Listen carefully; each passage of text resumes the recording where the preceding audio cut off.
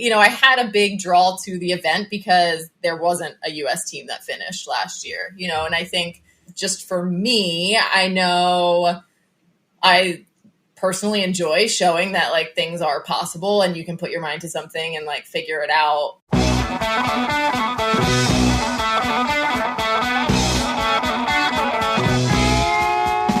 Welcome to the Low Tide Boyz, a Swimrun podcast. I'm Chip. And I'm Chris, and this is episode 189 of the show.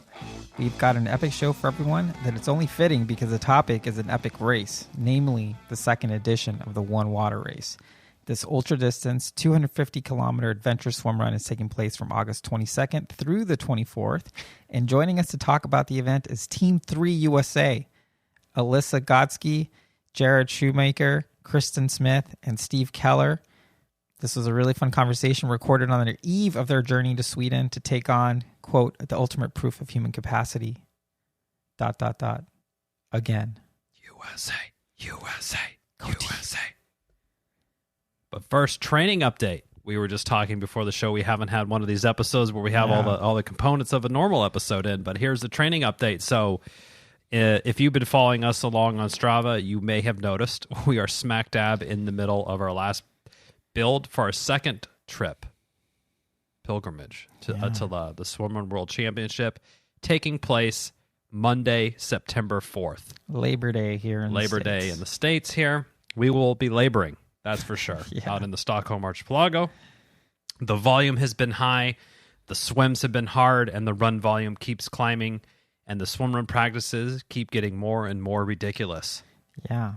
We had a good one last week, and we had one of the Concho boys, John, joined us for a 4-hour thing. Yep. 4-hour thing. Super proud of him. Yeah, that was great. He's racing ÖTILLÖ with his partner in a few weeks as well, so it was good for him to be out there. And we're feeling good, and we're looking forward to the blessed taper weeks in a few weeks here. But in the meantime, this weekend we have our peak. Yeah. We're peaking at the beacon this weekend. We got a 5-hour swim run followed by a 3-hour trail run the following day. Yeah. Fun and times. Chipper, I just want to shout you out. Me? To the internet, to the podcast first. To the people. So this Saturday, I need to be out of town for Memorial. So Chipper is taking the day off on Friday, so we can get this crazy to make it happen. To just to be able to make it happen. So I just want to say appreciate you taking the day off so we can do this ridiculous Of course, thing. I'm looking forward to it. I would much rather be swim running anywhere than sitting at the desk. That's for sure. Fair enough. And a 5-hour solo swim run practice? No thanks. Lord, yes, that would be too much. But I really I think we're executing on this final build much like we were chatting on our 4-hour swim run how much better we were feeling off, not just physically, but our sort of how our approach has been this whole training year, this cycle in particular. So we're feeling really good. It also helps to know the day we've done it before. We know what's ahead of us. So that is one big component. It's nice to know what you're getting yourself into, but I think it's also because we do know. There's just a lot of respect for that course. Mad respect. We are not taking anything lightly, and I think it's been good. Yeah, I agree. Yeah, fun times. So for sure. we're doing a full race spec, kitted up in the race kit, the fueling plan.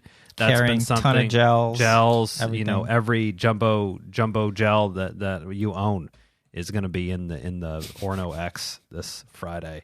But on to this week's shout outs. Yeah, this week we're shouting out our latest patrons on Patreon. Thank you, Deanna Olvera and Emily St. Germain, for your support. We're truly humbled by everyone that supports our brand of super niche content, and it's just it's great. It's great. Yeah, Thank you. We really sincerely appreciate it so much. We try to sort of give thanks back by hosting fikas at Casco Bay and post-dinner parties and Zoom chats and things like that. And bonus gifts in the mail. Bonus gifts in the mail. Unannounced gifts. Who doesn't love unannounced gifts and things like that? But we always hear of people who are always thanking us so much for what we're doing, and we do this because it helps everybody, but some people feel like they want to thank us with their dollar bucks, and this is the way to do that. So we appreciate you all there. And yeah. Now to this week's Feats of Endurance.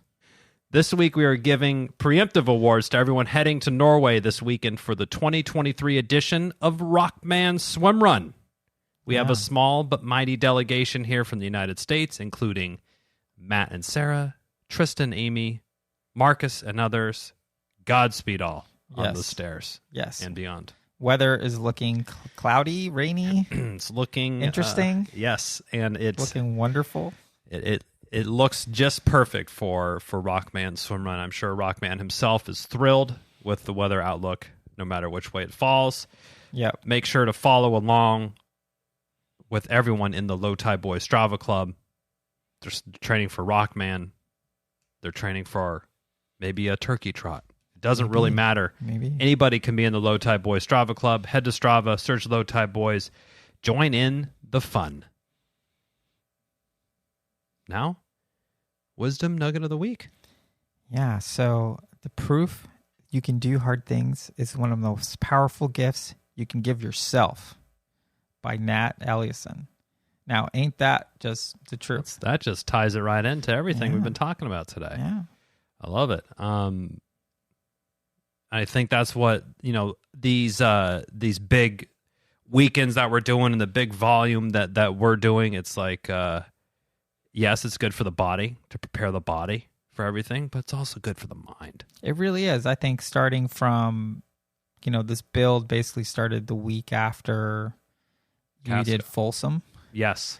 And I think, you having success there and just being able to express your fitness, I think that teed it up for you, but it also teed it up for me because I was super stoked for you. And it's like, all right, here we go. Last big build. Yeah. And yeah, I mean, anyway, we'll talk about this at a later date, but I feel like my approach mentally this year, it's been a total work in progress, and I've been really trying to evolve myself. Yeah.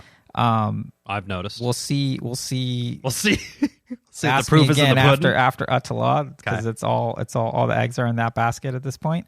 But yeah, it's been great. It's been great. And yeah, I mean, if you believe you can do a hard thing. Yeah. Yeah. That's half the battle right there is in between the ears. Yep.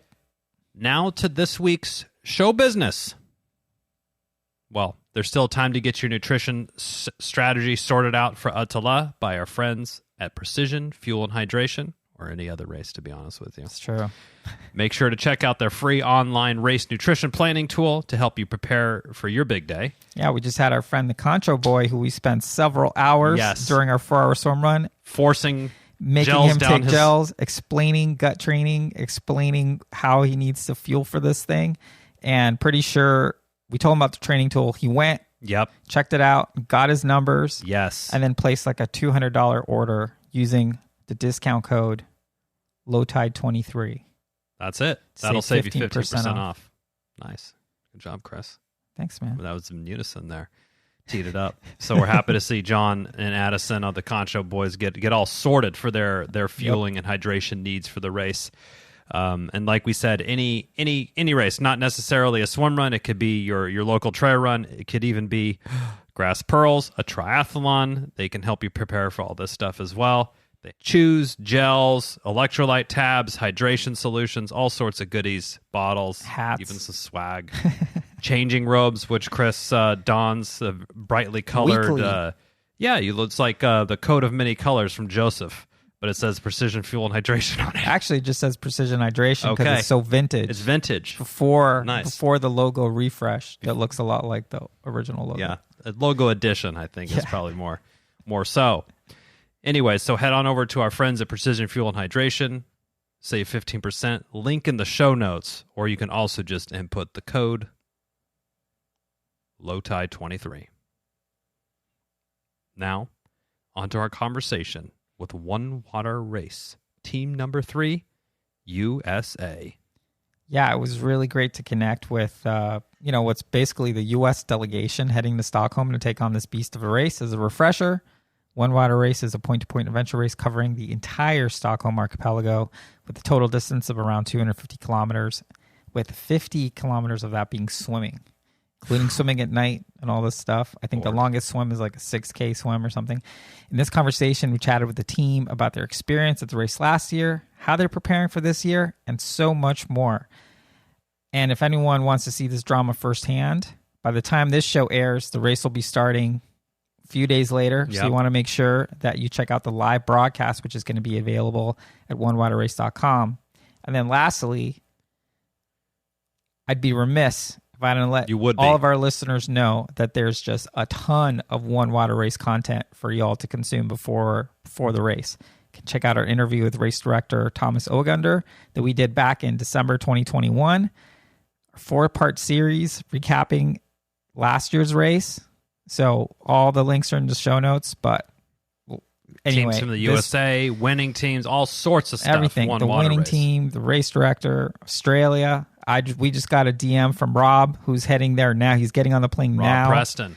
This Team Australia is heading back.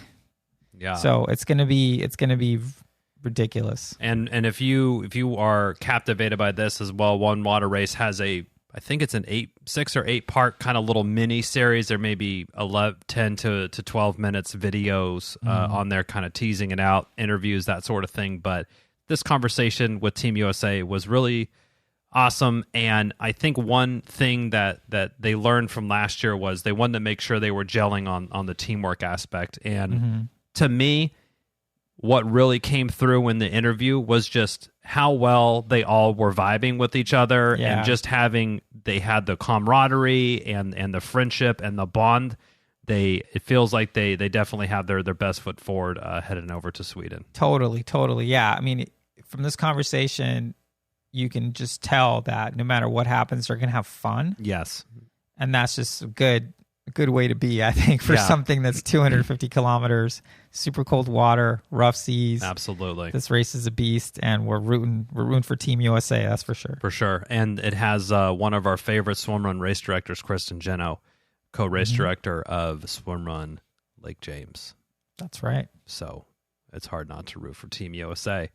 But without further ado, let's just jump right in. It's not 250 Ks this conversation. It's maybe only 40, 50 minutes. So we'll just turn it right over to that. One Water Race, Team 3 USA. Here we go.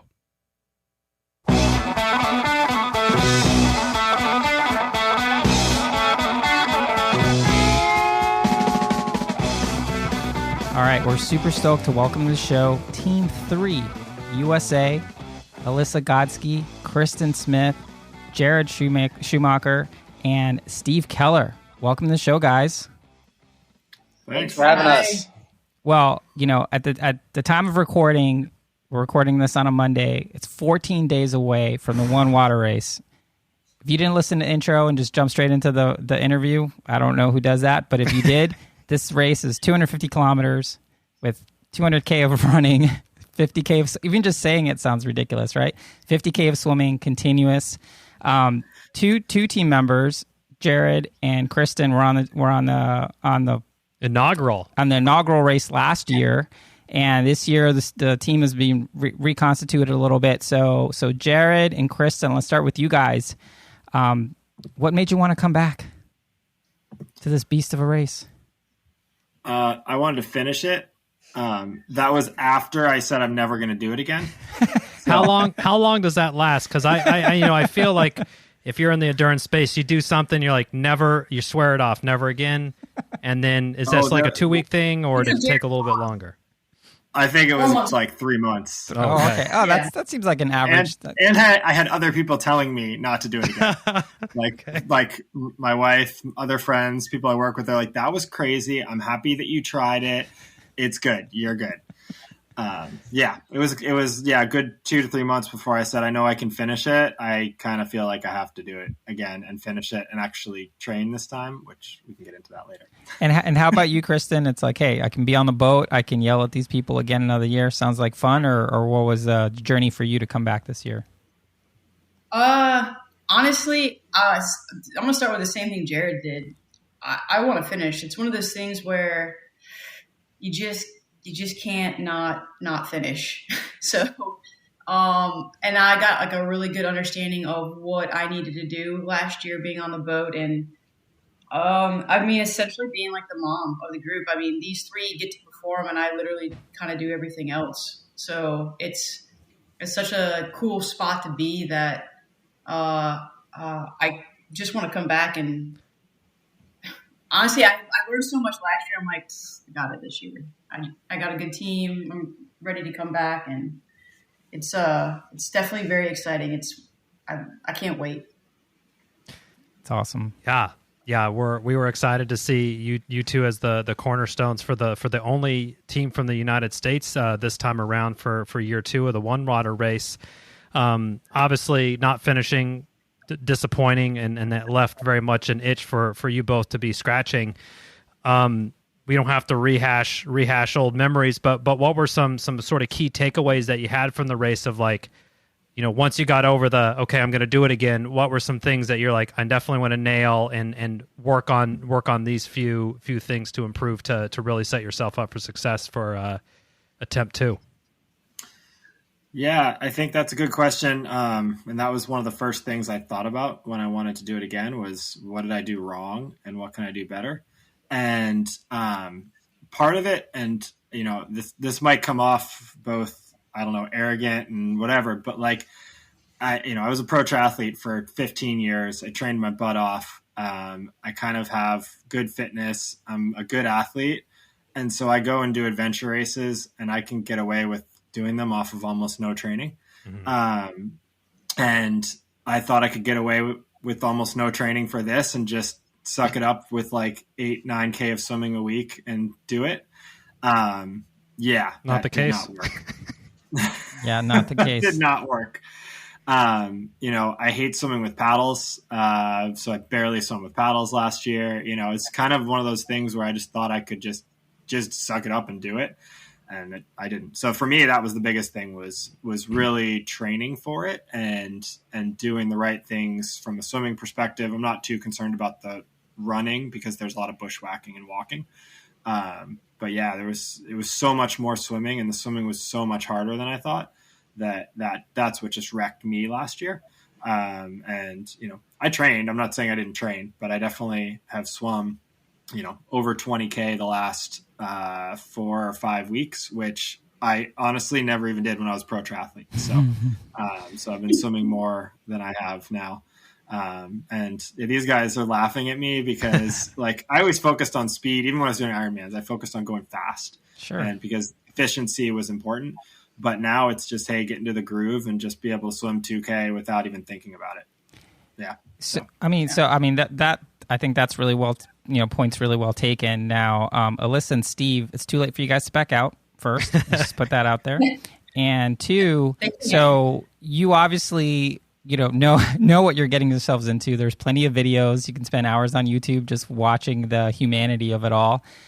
What inspired you guys to sign on to the team, and what about this adventure is really drawing you to it? Yeah, I think for me, I'm at a point in my career where Ironman's just not really interesting to me anymore. And so I've been kind of taking 2 other adventures, and adventure racing has, kind of been filling a little bit of a void, but still looking for like one step further a lot of times. And I followed One Water a bit last summer as it was coming up and happening. And I was like, 50K of swimming. Like, good luck finding people for that. So what idiot would sign up for something like that? Good thing I moved 35 minutes from a pool, I won't have to do that one. So I think, but I definitely, I had a big draw to the event because there wasn't a U.S. team that finished last year, and I think just for me, I know I personally enjoy showing that like things are possible and you can put your mind to something and like figure it out. And Jarrod and I are completely opposite type of athletes, I think. And so like, it's really interesting for me, for him coming at it from his perspective and me coming at it from my perspective, I thought it would be a fun dynamic to team up and see if we can make this thing happen. Yeah, so quick follow-up on that. So it takes 37 Ironmans for you to just kind of, is that the Be like, average number before you're like, to get warmed up? Yeah. I'm kind of over it at this point. Yeah, I think so. I think that Maybe was the 35. number I could that argue did 35. it. Yeah.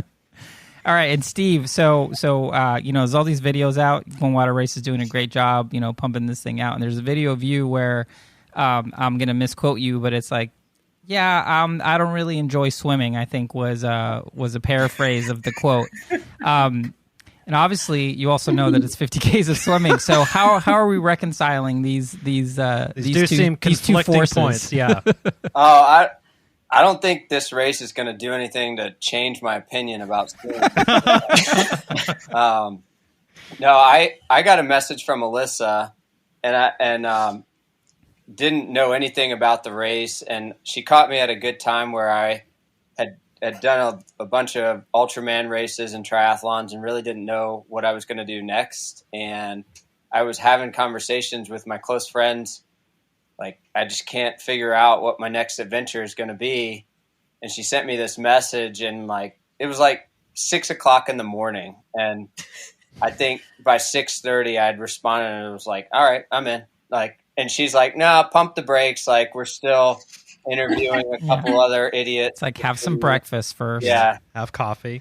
And I found out later, they were trolling for who can we, nobody will say yes. Is there anybody out there that might say yes and actually put in the work? And so it's been fun to take on a new challenge. And, Jarrod's hitting swim PRs, and I'm blowing my swim PRs out of the water. I've never touched 30K of swimming, and now I'm doing it weekly. So I don't, Nice. I still don't enjoy it, but it's been a fun process getting into something new for sure. Sure.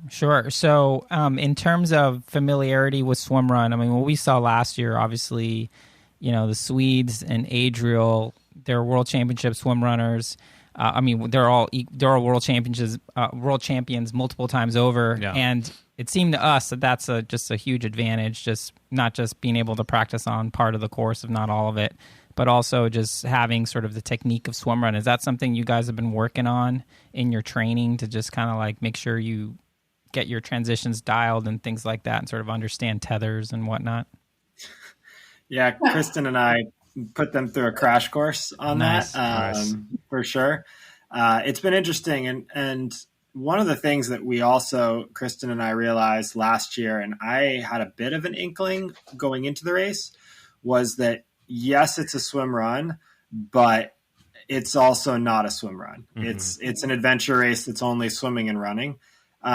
So there, I think, are things that that I learned last year that I think we are throwing out some of the typical swim run stuff. And we're going to do some stuff that might be a little bit different because it's going to help us in the long run. And I think it was thinking about that. I don't know, a lot of swim runners use huge paddles, but you can't really use huge paddles in this. It's about being efficient because you really can't swim with that much. And Ben found that out last year. So we did a crash course. We did our first race. We did Kristen's race actually in Lake James. Lovely event. That's the first time we met each other. One of our favorites for sure. And that was the first time we met too. Mm-hmm. And we threw ourselves into a 3-person team. And we're like, this is full on sink or swim, right? If we hate each other and start, going in different directions in the woods. Yeah. I'd known these guys or met them in person for about 8 hours. Kristen was running around directing the race, so I barely met her. And then Jarrod's like, oh yeah, we're just going to use this as a training day. And then the gun goes off, and he's like 6 30-minute miles. And Alyssa and I are like, we're strapped together. We got to pace this thing out. And so we're the first run was pretty quick, and then we jump in the water and we finally get into a rhythm, and it went really well. I think that first interaction was a confidence boost that we could definitely work well together as a team. Yeah, I think it showed pretty well that we all have very different approaches to training, and that's okay, right? But like putting us together in a racing environment was really, really successful, and that was cool to see. Yeah, I mean, I think that's really great in the sense of you're going to spend all this time together. You're going to be sleep deprived. Can you? Lots of ups, lots of downs. How's it looking just for like a 4-hour event, right? Is that, if that works well, okay, maybe 42-hour event might be possible, right? Yeah, and so we did that first swim run, and then our plan after that was to basically have, because Jarrod's down in Florida, Steve's in Virginia Beach, Kristen's in North Carolina, I'm in Vermont, so like we literally cover the entire East Coast, and so our plan was to kind of do that swim run, and then have 3 training weekends after that, 1 in each location. And honestly, like, because our training approaches are so different, I think we went into those being like, we will definitely obviously be training during those weekends. But a lot of that focus was to kind of just hang out more, get to know each other's like idiosyncrasies, what, makes someone upset, what makes someone happy, what makes someone, like all those things that make people tick that become really important when you're literally tied together for a couple days. So that was like our plan, given that we aren't in the same city, to train together and do that stuff. Yeah, you got like a little bit of like culture building to do on your little team of 4 here, just the same as at work. You want your team to work well together.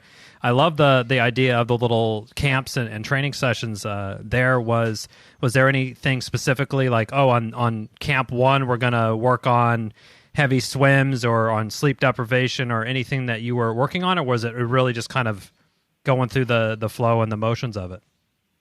Yeah, I think in the Florida camp ended up being a little interesting because they came down to film us during that, so it was a little bit of heavy on the filming. Heavy on the filming, less on the training, but we had fun. We got to go to a spring and play around in the spring and do kind of cool stuff like that. We ran through the woods a bunch of times. So saw some alligators. I saw.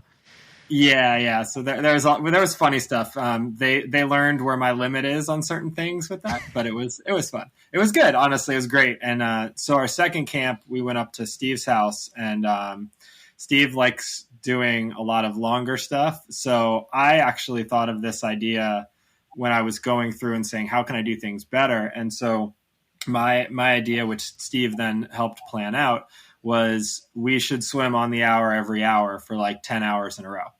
And because the thing is, for this race, you don't, and I'm going to give away these secrets now because they can't change their training. So Hayes in the barn. When this comes out, it'll be too late for fear-based training on any team's part. So with this race, you don't have to swim 50K straight, right? You don't have to be 10K straight. Well, there's a 7K swim, but so there's so many 500 to 2K swims that you're going to do.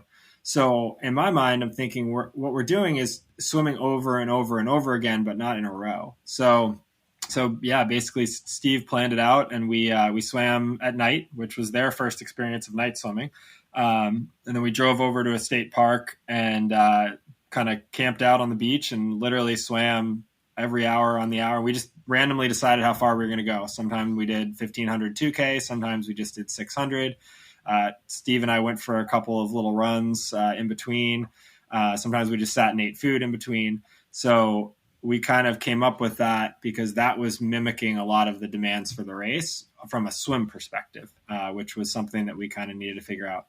So we also learned that we don't like jellyfish, and it's good there are no jellyfish in Baltic because we got stung a lot. Well, they do have jellyfish. I'm sorry to report, but they're the little cute ones that don't sting. Yeah, they don't sting you. Yeah. So you're okay. Yeah. You just want to take them home as a pet. Yeah. Those kind and of then do that. I'll let Kristen talk about this a little bit, but one of the things we also did on that trip was actually go over team dynamic stuff and kind of talk about. And so Kristen, I'll let you talk about that a little bit. Yeah.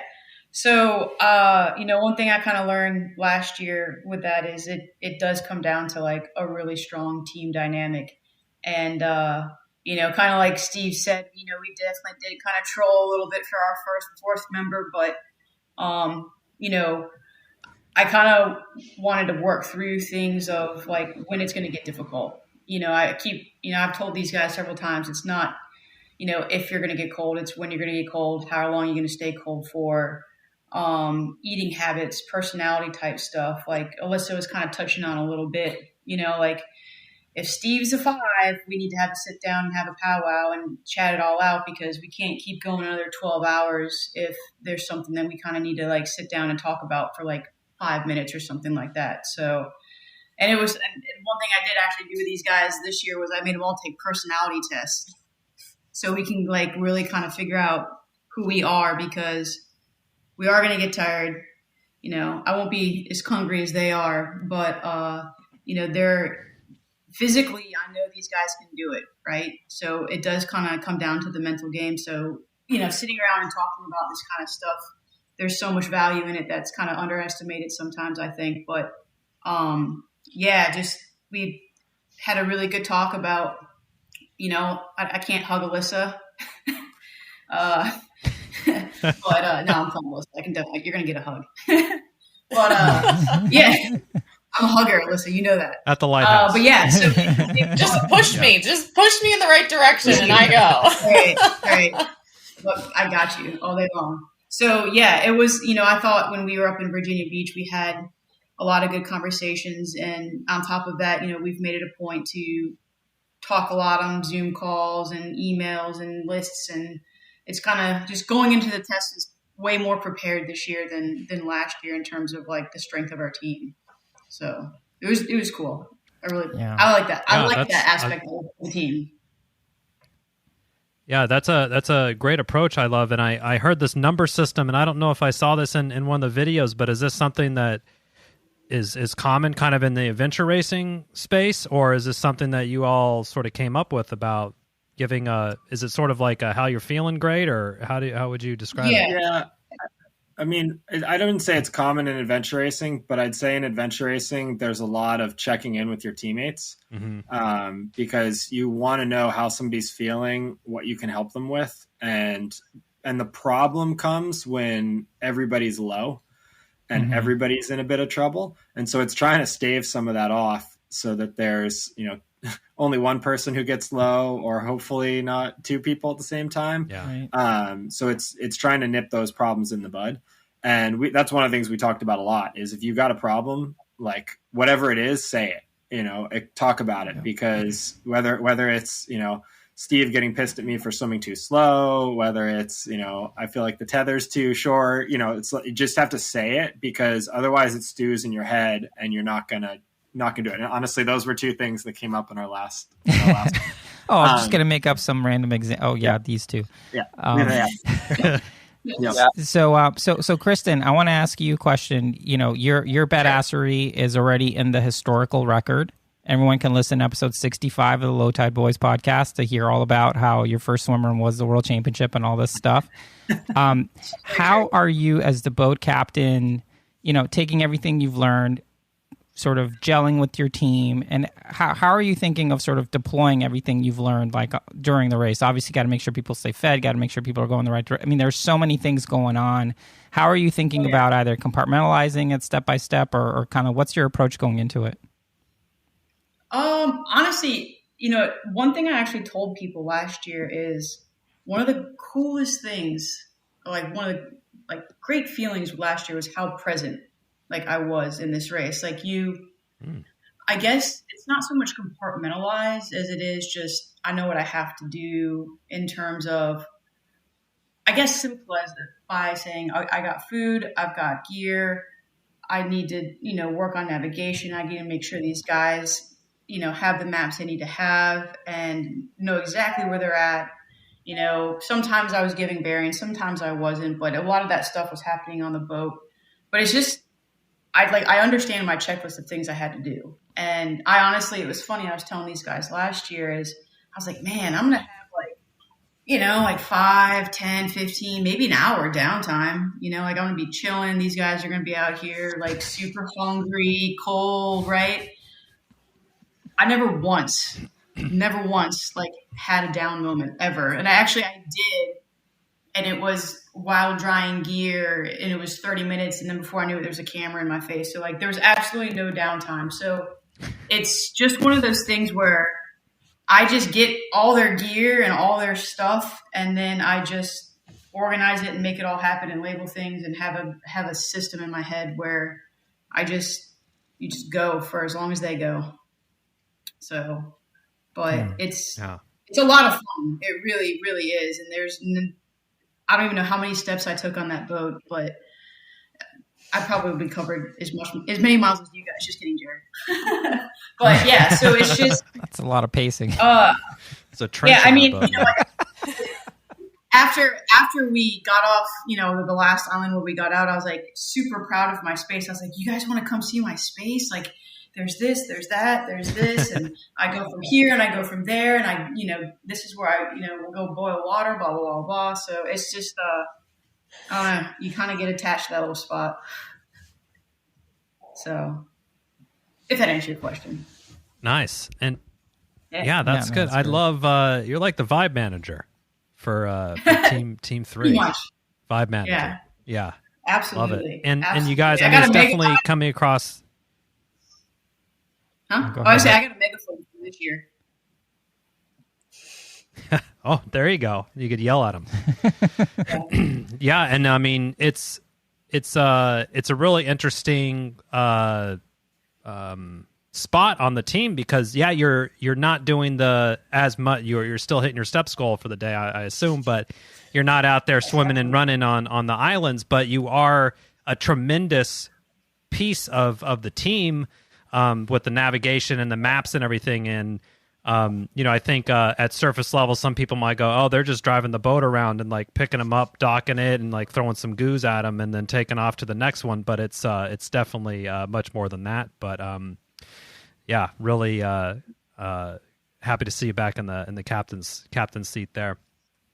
Happy to be back. And we were some of the footage that One Water Race shared. Jarrod, you were sharing your thoughts about getting in the water on that the first night, just like when you knew you were already cold. You knew you were going to be cold in the water. You knew you were going to be cold getting it back out of the water and over and over and over. I know you guys are working with Orca this year again on getting some suits, and we've definitely used their stuff in the past, and they have some solid products as well. But how are you kind of dealing with sort of that constant cold feeling that will be setting in on you all in a few weeks? So last year, one of the things that I kept saying is, guys, we need to get thermal wetsuits. And so finally, like, I'd say 3 weeks before we got thermal wetsuits. That was so helpful. And because this is where my talk of swim run versus adventure race with swimming and running comes in, because in a swim run, it's like, hey, I've got my swim run suit on, it's thin, I'm just going, right? Yeah. But in this race, keeping your body warm is more important. And that's why some of the other teams failed, is because they didn't keep themselves warm, and you can listen to Ben Racing from last year, right? And that was their big thing. They tried to stop for a little bit, and that was it, right? And I know South America, they were shivering for the whole second day when they were around us. And so using a thermal wetsuit, we ended up using that a bunch at night. We even trekked on islands on it. When you're not running, who cares if if you can't really move your legs quite as much. But there was one point where, and this goes to communication, where I was just suffering and not having fun at all. And I think Misty said something to me like, what's up? And I finally said it. I was like, I'm cold. And she's like, okay, well, how are we going to fix it? And, it's like, that was kind of one of the turning points for me. It was like, oh yeah, I can fix these problems. Like, I just have to say what they are. And sometimes you just get in your own head, because when you're swimming for 2K, let's call it, 30, 40 minutes on your own, you're thinking what the other person or other people on your team are thinking, right? You're like, oh, Steve's probably thinking I'm not swimming fast enough. I just keep saying this with Steve, but Misty, like last year I was thinking about these things in my head and I realized you can't do that. And you just have to say what's going on. So anyway, so basically Misty was like, I've got a pair of sim shorts, the triathlon, leg shorts. Yeah. I threw those on. We put a skull cap on me. I was warm in 5 minutes. Right. So, it was a lot of that, like really trying to say, what are the problems that we're going to run into in this race and how can we deal with them? And so that's why for us, like dealing with cold is going to be tough. And from what I have been seeing, we're going to have some cold water this year. It is not warm in Stockholm right now. Continuing talking about gear, as Chipper mentioned, you guys are working with Orca on that stuff. Are you guys thinking of bringing multiple wetsuits, changing into dry suits often? Like, what's the strat? Do you have some points where you're like, all right, the 7K swim that's going to happen at night, we're putting on just either triathlon wetsuits or something for the big swim, and then just changing and just taking however long it takes to change into something else to just stay dry? Is that part of the strategy? There's a couple aspects to it. If you're the lead swimmer, you're able to generate more heat so you can stay warm, but the other two behind may not be working as hard. So we have played around with, for example, if Jarrod's not swimming fast enough, then I'll take my paddles off. So I have to like really work to stay on his feet, but I'm generating body heat so I can stay warm. And so that's one aspect of it, is actually while you're in the water, gauging your effort so you're actually doing a little bit of work to stay warm. And then I think we're going to go a lot off of Jarrod and Kristen's experience when it comes to being on land, kind of echoing what we've said. The common theme throughout all of this is we've gotten familiar enough with one another to where I think we can be vulnerable, like Jarrod said, and just say, I'm cold right now. What can we do about it? Jarrod's experience from last year, he had planned to change into running gear and dry clothes, and he just didn't end up using it. So I think if we're changing, it's changing from one piece of neoprene to another, not so much into actual dry clothing of that sense. Gotcha. That makes sense. Yeah. And I was going to say, that seemed to be... Oh, go ahead. Oh, sorry. I was going to say, on top of that, like, I do know, as the race progressed, I was putting those guys more and more neoprene. Like, they were definitely wearing their thermals. I think even some, like Jarrod was saying, like during the day and stuff. So a lot of that too is just more maybe switching neoprene a lot of the times. But if they're cold, more neoprene goes on. Yeah. I mean, so let's talk about this year's race, right? Like, it's coming up. It's, again, a time of recording. It's 14 days away. How is the sort of team mindset feeling? What are you guys talking about these days? You excited? Is it all excitement? Maybe like 80% excitement, 20% trepidation? Maybe we're talking flip a the lot other about way. food. Yeah. Talking about food. A lot of food. Okay, that's good. Talking a lot about food and what we're going to be eating. Love it. And how to do that, I think, which is good. I think that's going to be a really crucial part of this. So, we're starting to make the lists, share the lists. We have our last kind of team Zoom meeting this Thursday where we'll do one last check on making sure everyone feels pretty squared away with their own packing and things like that. But I know, I think we're excited and we're ready to get out there and get it started. I think it's when you do an event like as an individual competing, you're in your own head a lot, but I think it's amplified a bit when you have a team, because you might have a day where finally you're like getting a break from really like the thoughts of this big race that's looming. And then you get the group chat because, Steve's thinking about it or Jarrod's thinking about it today. And so there's not a lot of days where you get a break at all from kind of what's coming up, which is good, I think, in something like this, and I think that's an important piece of the team dynamics for us. But I think we're all ready to make it happen now. Yeah, maybe having PTSD, but but I'm super excited because I think that as a team we are pretty darn awesome. I think we're going to do really, really well. It's tough. I think we all have expectations, and I think our expectations are on different levels. Like I go into races and I will say I want to win, but I also know that the Swedes have a huge home field advantage in this race. So I kind of told these guys, like, I think realistically, we're fighting for like third, fourth, and fifth place. Although I want to win. So I think that's the only tough thing for me, is that knowing that I really feel like they have a huge home field advantage. But we're going to go out and go hard and see what happens. And I think our dynamic is really good because we move together really well. And in case you want to know, Alyssa created Swimrun New Hampshire, if anybody ever wants to do it. It's 9.5 hours long. It's pretty freaking awesome. It includes an awesome bushwhack. So, we went and did this training together, and we moved so well as a team. And that was just fun, really fun. And we had a great time doing it together. So I know we move well as a team.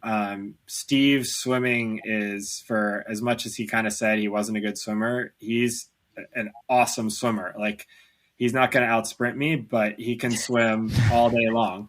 And so we have flexibility, like if I'm going to lead most of the longer stuff, but when I need to take a break, I'm fully confident at him on the front and him, pulling and keeping up a very good tempo.